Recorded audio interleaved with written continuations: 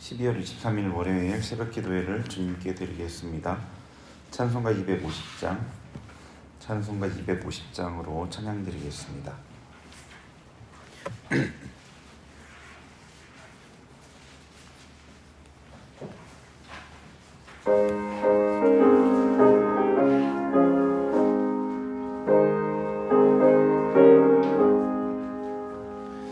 그주의 십자가 모혈로 죄 씻음 받기를 원하네.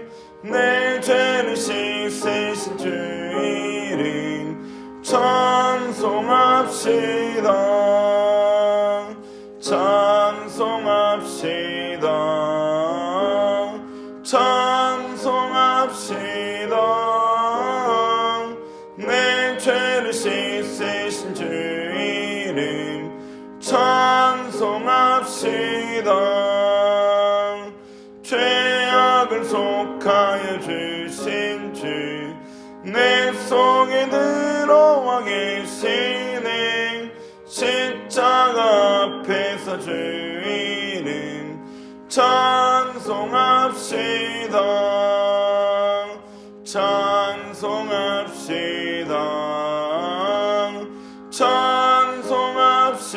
찬송합시다.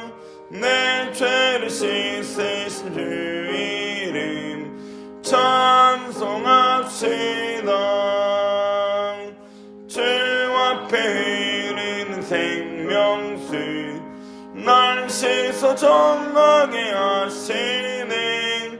내 기쁨 정성을 다하여 찬송합시다.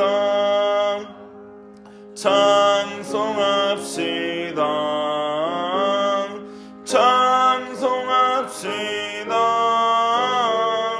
내 죄를 씻으신 주 이름 찬송합시다. 내 주께 회개한 영혼은 생명수 가운데 젖었네. 해먹고 순전한 주 이름 찬송합시다. 찬송합시다.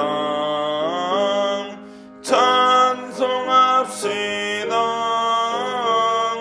내 죄를 씻으신 주 이름 찬송합시다. 아멘. 202장 찬송가 202장 통일 찬송가 241장입니다.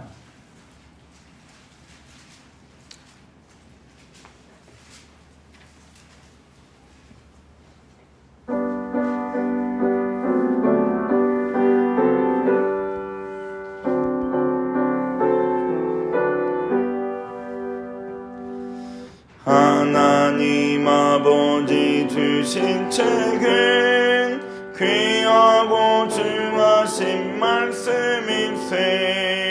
기쁘고 반가운 말씀 중에 날 사랑한단 말 참 좋도다.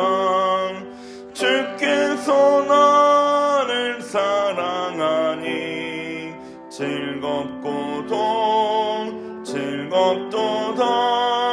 주께서 나를 사랑하니 나는 참 기쁘다.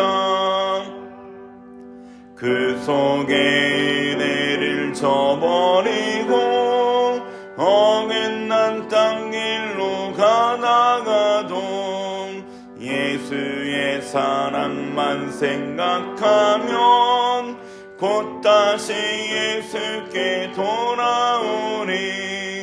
주께서 나를 사랑하니 즐겁도다.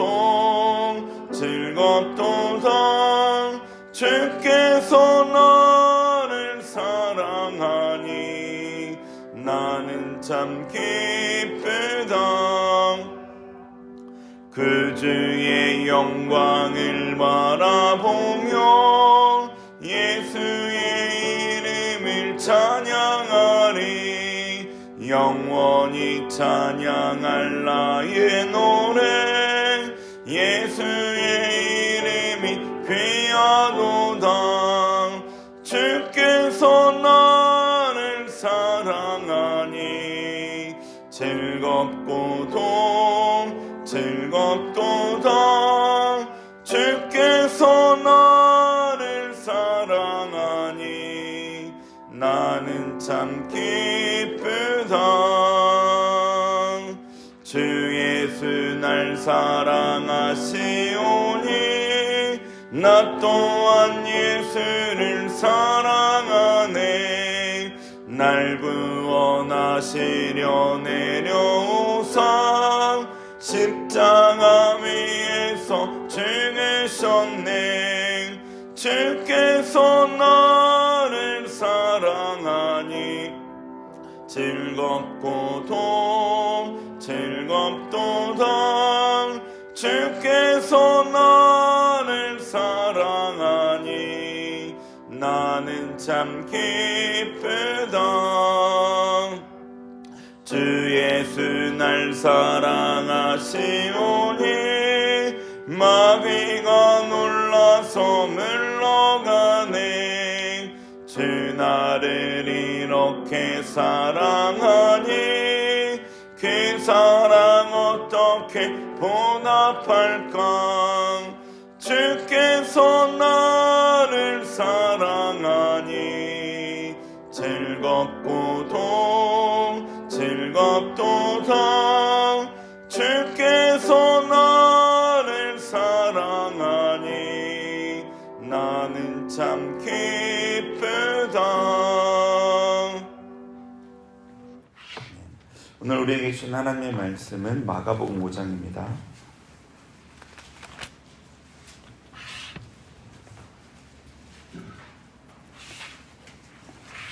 마가복음 5장 말씀을 한 절씩 교독하도록 하겠습니다.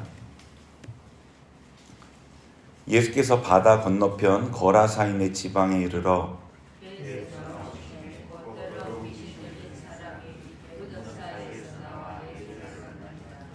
그 사람은 무덤 사이에 거처하는데 이제는 아무도 그를 쇠사슬로도 맬 수 없게 되었으니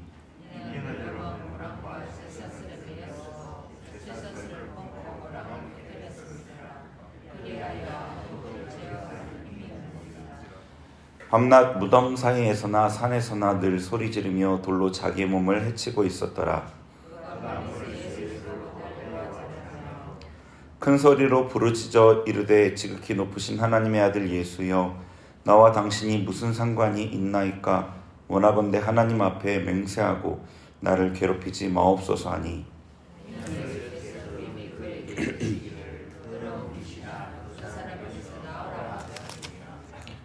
이에 물으시되 내 이름이 무엇이냐 이르되 내 이름은 군대니 우리가 많음이니이다 하고 마침 거기 돼지의 큰 떼가 산 곁에서 먹고 있는지라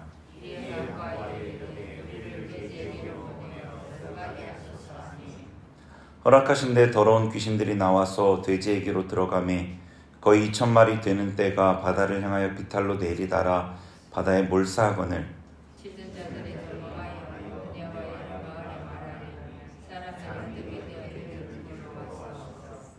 예수께 이르러 그 귀신 들렸던 자 곧 군대에 귀신 집혔던 자가 옷을 입고 정신이 온전하여 앉은 것을 보고 두려워하더라.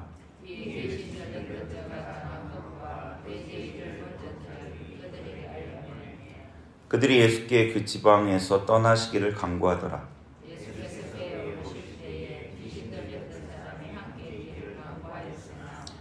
허락하지 아니하시고 그에게 이르시되 집으로 돌아가 주께서 내게 어떻게 큰일 행하사 너를 불쌍히 여기시는 것을 내 가족에게 알리라 하시니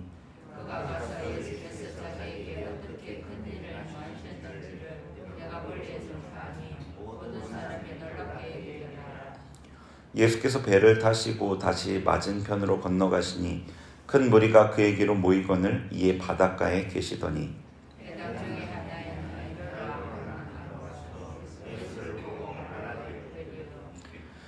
간곡히 구하여 이르되 내 어린 딸이 죽게 되었사오니 오셔서 그 위에 손을 얹으사 그로 구원을 받아 살게 하소서 하거늘.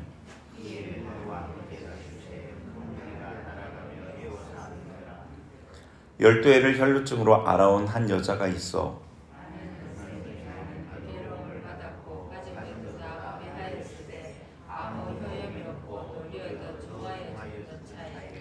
예수의 소문을 듣고 무리 가운데 끼어 뒤로 와서 그의 옷에 손을 대니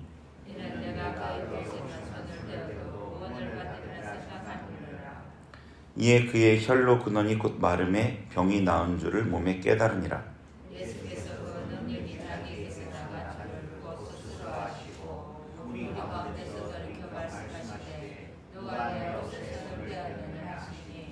제자들이 여짜오되 무리가 하여싸 미는 것을 보시며 누가 내게 손을 대었느냐 물으시나이까 하되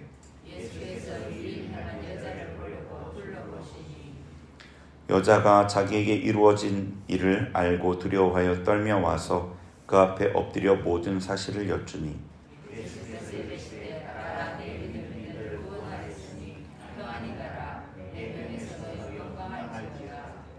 아직 예수께서 말씀하실 때 회당장의 집에서 사람들이 와서 회당장에게 이르되 당신의 딸이 죽었나이다. 어찌하여 선생을 더 괴롭게 하나이까? 예수께서 그 하는 말을 뜻에서 들으시고 회당장에게 이르시되 두려워하지 말고 믿기만 하라 하시고 베드로와 야고보와 야고보의 형제 요한 외에 아무도 따라옴을 허락하지 아니하시고 회당장의 집에 함께 가사 그들은 그와 사람들이 불러 심히 통곡하고 들어가서 그들에게 이르시되 너희가 어찌하여 떠들며 우느냐 이 아이가 죽은 것이 아니라 잔다 하시니 그들이 울더라. 예수께서 그들을 다 내보내신 후에 아이의 부모와 또 자기와 함께 한 자들을 데리시고 아이 있는 곳에 들어가사 그 아이의 손을 잡고 이르시되 달리다고 마시니 번역하면 곧 내가 내게 말하노니 소녀야 일어나라 하심이라. 소녀가 곧 일어나서 걸으니 나이가 12살이라 사람들이 크게 놀라고 함께 봅니다. 예수께서 이 일을 아무도 알지 못하게 하라고 그들을 많이 경계하시고 이에 소녀에게 먹을 것을 주라 하시니라. 아멘. 네, 마가복음 제5장 우리 같이 읽었는데요. 초반부에 해당하는 1장에서 8장 속해 있죠. 그 1장에서 8장은 예수님의 갈릴리 사역의 내용을 담고 있습니다. 예수님께서 갈릴리와 주변 지역에서 사역하시는 그 모습을 기록하고 있는데 주로 치유, 기적, 그리고 예수님의 권위에 대해서 초점을 맞추고 있죠. 마가복음 5장이 그 초반 갈릴리 사역의 중심부에 위치하고 있고 기적을 통해서 예수님의 그 신적인 능력을 드러내고 있습니다. 이 세 가지 이적이 나오죠. 1절에서 20절까지는 거라사 광인, 귀신 들린 사람, 치유하는 이야기. 21에서 34절까지는 이 혈루증 앓는 여인을 고치는 이야기. 그리고 35절에서 43절까지는 회당장 야이로의 죽은 딸을 살리는 이야기. 이 세 가지 이적으로 구성되어 있습니다. 이 내용들은 예수님의 능력이 점층적으로 드러나는 그런 구조를 갖고 있죠. 먼저 악령을 쫓아내시고 오랜 병을 치유하시고 죽은 자를 살리는, 죽음까지도 극복하시는 모습을 보여주고 있습니다. 마가복음 5장에서 예수님의 능력은 악령, 질병, 죽음까지 또 넘어선다는 걸 보여주는 거죠. 그 앞에 4장 뒷부분에는 이제 자연, 사실 이건 자연이라기보다는 자연계의 역사는 마귀의 역사인데 어쨌거나 그것까지도 넘어선다는 걸 보여주는 거죠. 다스리신다. 특별히 오늘 이 혈루증 여인 세 가지 다 볼 수는 없으니까 혈루증 여인에 대한 얘기를 좀 볼 건데, 혈루증 여인의 이야기는 이러한 능력이 개인의 믿음을 통해 적용되는 예를 보여주는 거죠. 25절 한번 같이 읽어보겠습니다. 시작. 12해를 혈루증으로 알아온 한 여자가 있어. 자, 이 혈루증 여인의 이야기 처음 시작이 12년 12해를 혈루증으로 알아온 여자가 있다로부터 시작합니다. 이 혈루증은 여러분 이 부분에 대해서 많이 아시겠지만 지속적인 출혈 증상을 가리키는 거죠.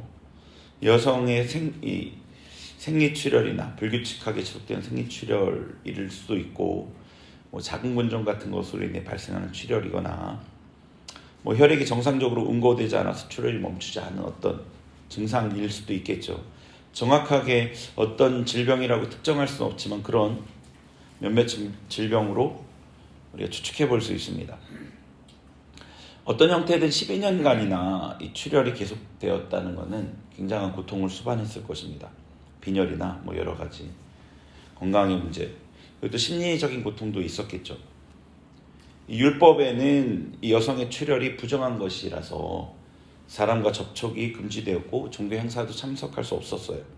그러니까 이 12년이나 계속해서 이 문제라고 여겨지는, 만약에 지금 현 상황에서도 계속 12년 동안, 12년이 아니라 뭐 몇 년이라도 이런 출혈이 계속된다면 굉장한 심리적인 고통을 겪을 텐데, 뭐 이 죄와 연관하지 않는 지금조차도, 근데 이 당시에는 이게 부정이다라고 정확하게 율법에 나와 있기 때문에 심리적인 고통이 심했겠죠. 왜 멈추지 않을까? 왜 낫지 않을까? 내가 어떤 문제가 있는 걸까? 무슨 죄를 지었을까? 하나님께 저주받은 걸까? 내가 부정하다는 그 인식 아래 산다는 건 너무 힘들었겠죠. 이 여인이 있었습니다. 근데 이 여인이 26절에 한번 읽어보죠. 시작. 많은 의사에게 많은 괴로움을 받았고 가진 것도 다 허비하였으되 아무 효험이 없고 도리어 더 중하여졌던 차에. 아멘. 여인이 자신의 병을 치료해 보려고 많은 의원들을 찾아다녔는데 이 당시에는 의료 보험 같은 거 없었기 때문에 비쌌겠죠. 갖고 있던 돈을 다 썼어요. 근데 하나도 효과가 없었고 고통만 받았고 악화되어져 갔습니다. 그러니까 여인의 모든 소망이 다 끊어진 상황인 것 같아요. 정확하게 얘기하기는 좀 어렵지만 이 앞에 야이로의 딸과 비교해 보면, 야이로의 딸은 그를 대신해서 예수님께 가서 간구해 줄 수 있는 그런 가족들이 있었던 것 같은데, 이 여인은 그런 가족이 없었을 것도 같아요. 이렇게 오래 부정한 상태로 지냈으면 결혼했다가도 이혼당했을 거고요, 분명히. 네, 하여튼 그렇습니다. 굉장한 소망이 다 끊어진 상황이죠. 자포자기의 심정이었을 것 같습니다. 근데 예수님의 소문을 들었어요. 예수님께서 병자를 치유하신다는 소문을 들었는데, 그 소문이 한두 가지가 아니죠. 여기저기서 소문이 들려오는데, 문둥병자도 고침을 받고 안증뱅이도 일어나고, 절대 고칠 수 없는 병, 죄의 결과라고 일컬어지는 병, 그런 병자들이 다 고침을 받았다는 거죠. 돈도 받지 않고 그냥 고쳐주시는 거죠. 예수님께서 죄인을, 병자를 긍휼히 여겨주시는 분이 있고 하나님의 사람, 예수님에 대한 소문을 들었던 거예요, 이 여인이요. 27절도 읽어보죠. 시작. 예수의 소문을 듣고 무리 가운데 끼어 뒤로 와서 그의 옷에 손을 대니, 예수님의 소문을 들었어요. 그래서 사람들 사이에 섞여서 예수님께 다가갑니다. 네, 사회적으로 고립되어 있던, 12년이나 고립되어 있던 여인이 예수님께 무리를 뚫고 지나가서 다가왔다는 건 굉장한 용기였죠. 여인이 이렇게 과감하게 행동했던 것은 그의 믿음이 있었기 때문이었습니다. 28절 읽어보겠습니다. 시작. 이는 내가 그의 옷에만 손을 대어도 구원을 받으리라 생각함일러라. 아멘. 여기 보니까 여인이 생각했다라고 되어 있죠. 생각했다. 내가 그의 옷에만 손을 대어도 구원을 얻으리라. 여인이 그렇게 생각했습니다. 여인에게 믿음이 있었기 때문에 예수님께 다가갔다라고 제가 해석을 했어요. 근데 여기에 보니까 분명하게 그 믿음이 있다는 게 보여집니다. 여인에게 믿음이 생겼기 때문에 믿음이 이런 생각을 일으켰고, 이 생각이 예수님의 옷자락에 손을 대는 행동을 만들어낸 거죠. 믿음이 생각과 행동을 만들어낸 겁니다. 그리고 29절에 여인이 예수님의 옷에 손을 대자 그의 믿음대로 병이 다 나았습니다. 30절을 읽어보겠습니다. 30절 시작. 예수께서 그 능력이 자기에게서 나간 줄을 곧 스스로 아시고 무리 가운데서 돌이켜 말씀하시되 누가 내 옷에 손을 대었느냐 하시니. 아멘. 예수님께서는 자기에게 능력이 나간 것을 느끼셨어요. 자기에게 있는 능력이 나간 것을 느꼈어요. 일부가. 그 사도행전 11장에 보면 예수님께 성령이 물 붓듯이 부어져서 그가 치유의 이적을 행했다 이렇게 나와요. 그러니까 예수님께서 성령으로 이 치유의 능력이 그에게 충만하게 임해 있었고, 그 능력 중에 일부가 예수님의 옷을 따라서 여인의 손을 통해서 여인의 몸으로 이동한 거거든요. 그 나간 것을 느낀 거죠. 그 일부가 빠져나간 것을.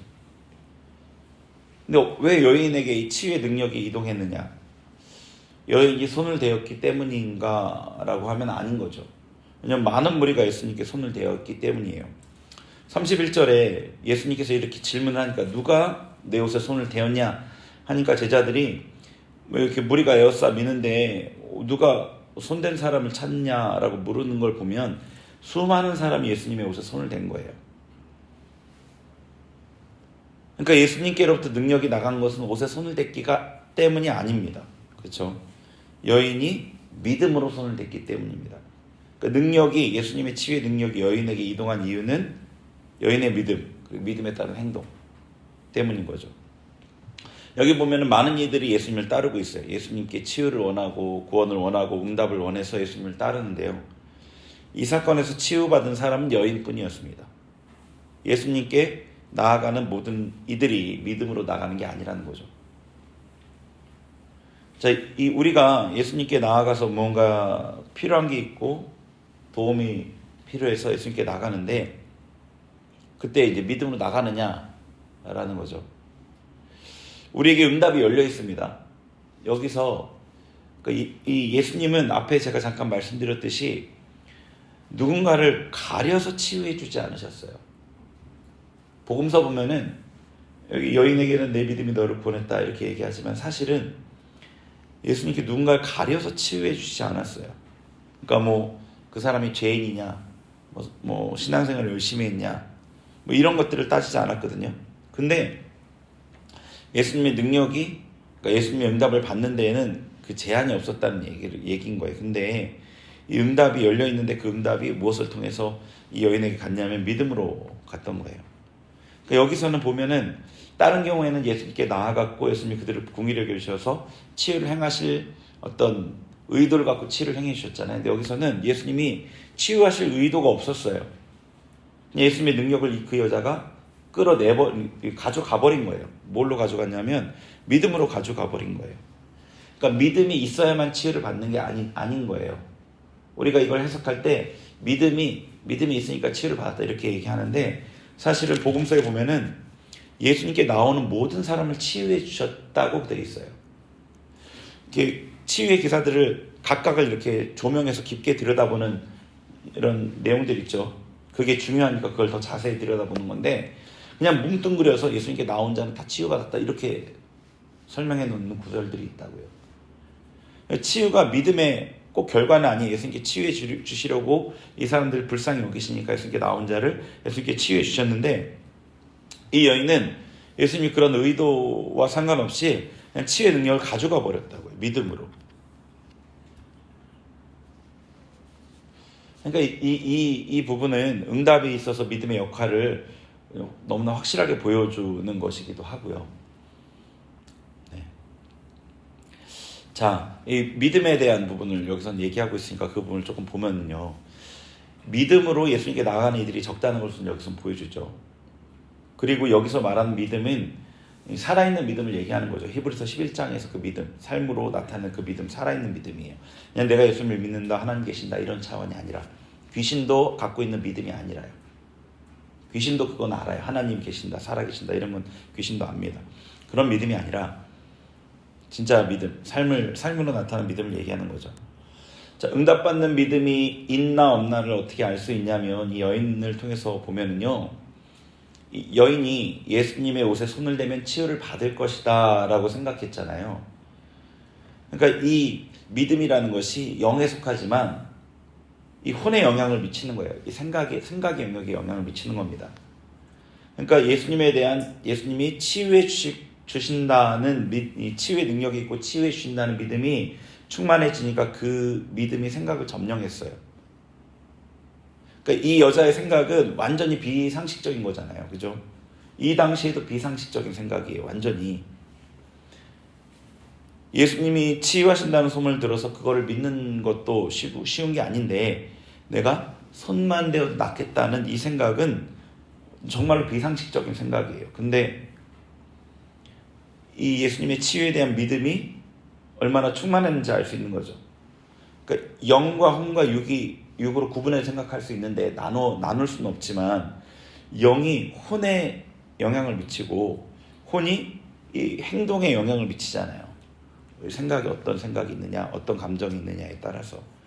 그러니까 믿음이 충만하니까 생각이 비상식적일 정도의 믿음의 생각으로 바뀌었어요.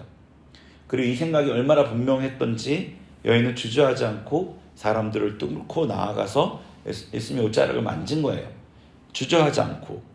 이런 생각이 우리에게 들었다면 의심스러웠겠죠. 주저했겠죠. 근데 여인은 의심이 거의 없었던 거죠. 네. 어떤 생각이 다른 생각이 방해하지 않으면 한 가지 생각이 분명하면 그대로 행동하기 마련이잖아요. 그죠? 네. 그러니까 이 여인에게 믿음이 있다는 것이 그의 생각과 행동으로 나타난 겁니다. 네. 우리에게 어떤 생각과 행동이 있는지를 보면은 내게 이 믿음이 어떻게 작용하고 있는지를 알 수 있어요. 내가 무엇에 대해 믿음을 갖고 있는지, 나의 영의 상태가 어떤지 이런 것들을 알 수 있죠. 그래서 내가 막 쉽게 짜증내고 쉽게 불안해하고 이러면 지금 내 영의 상태가 좋지가 않은 거예요. 하나님 은혜를 받고 있는 상태가 아닌 거죠. 내가 무언가 하나님에 대한 확실함들이 나의 생각을 지배하고 나의 생각이 어떤 한쪽 귀퉁이에 들어가 있는 게 아니라 나의 생각을 지배하고 이러면 내가 지금 믿음이 충만한 거죠. 예를 들어 하나님이 세상을 다스리신다는 이 생각이 어떤 한 귀퉁이에 있어요. 그래서 그게 내가 어떤 삶을 결정하는데 별 영향을 미치지 않아요. 그러면 믿음이 지금 충만하지 못한 거예요. 믿음이 역사하지 못한 거죠. 근데 그 생각이 분명하게 나의 생각을 붙잡고 있어요. 그래서 뭔가를 선택하려고 했다. 하나님이 다스리시지. 그러니까 일들이 선하게 역사할 거야 라는 믿음으로 내 생각이 딱 붙들어지고 내 행동이 딱 붙들어지면 믿음이 충만한 거죠. 그런 겁니다. 하나님에 대해서, 하나님의 능력에 대해서, 하나님의 선하심에 대해서 이런 기본적인 것, 그리고 좀 더 나아가서 하나님의 응답에 대해서 이 분명한 믿음이 있는가를 우리의 생각과 행동을 통해서 거꾸로 반추할 수 있어요. 이 영에 속한 건 보이지 않기 때문에 그렇게 간접적으로 확인할 수밖에 없죠. 성경에서도 그렇게 우리에게 얘기하고요.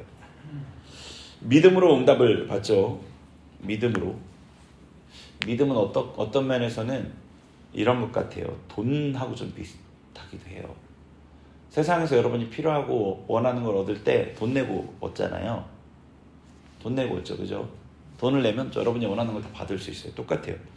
믿음으로 하나님께 원하는 것을 받을 수 있는 것 같아요. 보면은. 이 여인이 예수님의 의도와 전혀 상관없이 그냥 믿음으로 다 끌어가 버렸거든요. 근데 그 믿음이 우리가 생각하는 그냥 그런 게 아니라 하나님께 속한 살아있는 믿음인 거죠. 생각과 행동을 바꾸는. 믿음이 없는 기도는 하나님께 올라가지도 않고 응답이 되지도 않는 거죠. 단지 믿는다는 말이 아니라, 믿는다는 생각이 아니라 여인의 경우처럼 생각을 바꾸고 행동을 바꾸는 분명한 믿음. 혹여나 자기를 돌아볼 때 내가 지금 믿음 가운데 좀 잊지 못하는 것 같다. 은혜 가운데 잊지 못하는 것 같다. 내 행동을 보니까 내가 쉽게 짜증이 나고 쉽게 불안하고 쉽게 세상 것에 시선이 고정되고 이렇다면은 지금 내 믿음이 조금 뭔가 충만하지 못하고 좀 회복해야 될 필요가 있구나. 이런 생각을 해봐야 되는 거죠. 그래서 우리의 믿음이 아직 이렇게 온전하지 못한 것 같다 하면 어떤 하나님 앞에 응답을 간구하기 전에 먼저 믿음 없음을 회개하고, 우리가 분명하게 알지 못해도 믿음이 이렇게 약해진 데에는 어떤 이유가 있는 거거든요. 믿음 없음을 회개하면서 다시 믿음이 충만하기를 먼저 기도하는 게 필요하겠죠. 오늘은 이 혈루증 여인을 보면서 믿음에 대해서 같이 보았습니다. 응답을 끌어내는 믿음. 하나님의 때 하나님이 주신 응답의 그런 것도 있지만 우리가 믿음으로 응답을 또 선취할 수 있는 그런 것도 성경에는 분명히 우리에게 보여주거든요. 그런 믿음이 우리에게 충만하기를 바랍니다. 우리 같이 기도하겠습니다.